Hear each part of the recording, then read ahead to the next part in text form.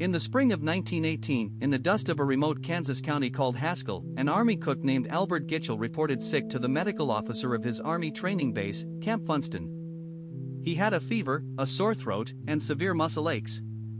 By noon that day, more than 100 soldiers had reported the same symptoms. By the end of the week, 500. By the end of 3 weeks, 1,100. The disease was identified as influenza, an annual nuisance that had been making humans miserable for centuries. The Army medical staff had no reason to suspect anything special. Influenza came every winter. It killed mostly the very young and the very old.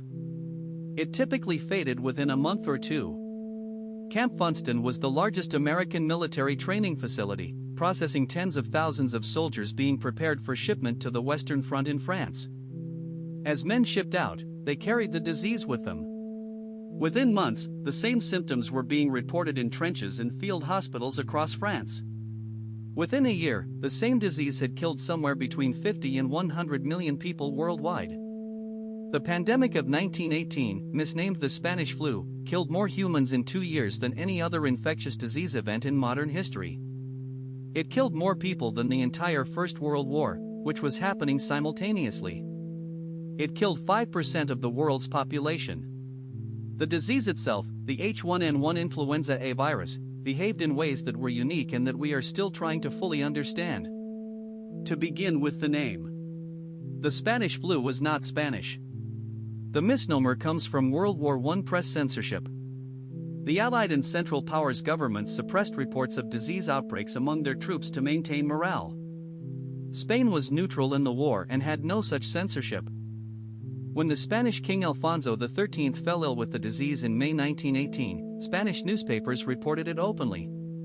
International news agencies picked up the Spanish reports. Other countries, having suppressed their own outbreaks, presented the impression that Spain was the source. It was not.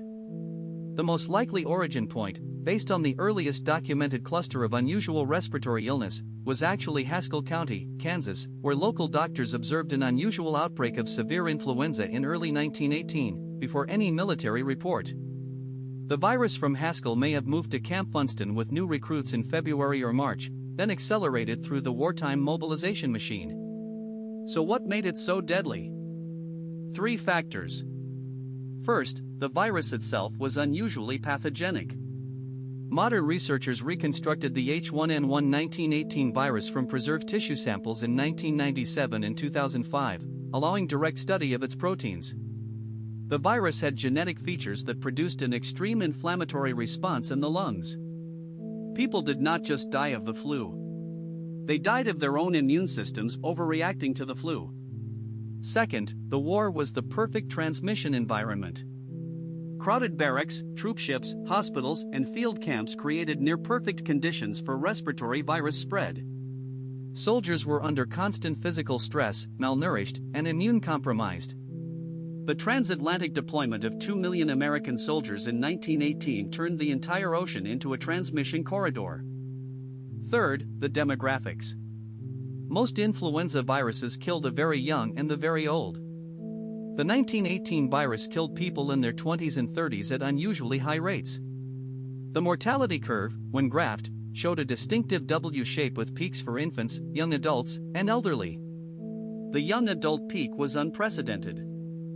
The leading explanation today involves the immune systems of that age cohort, which had been imprinted in childhood with the 19th century influenza variants and may have responded inappropriately to the very different 1918 variant. Older adults had immunity from earlier related strains. Younger adults did not. The pandemic moved in 3 waves. The first wave, in the spring and early summer of 1918, was relatively mild. Most cases recovered within a week. The second wave, beginning in August 1918, was catastrophic. The same H1N1 virus, now possibly mutated for higher virulence, killed millions in a few months. The third wave, in early 1919, was severe but smaller than the second. By the summer of 1919, the pandemic was largely over. Cities responded with what we now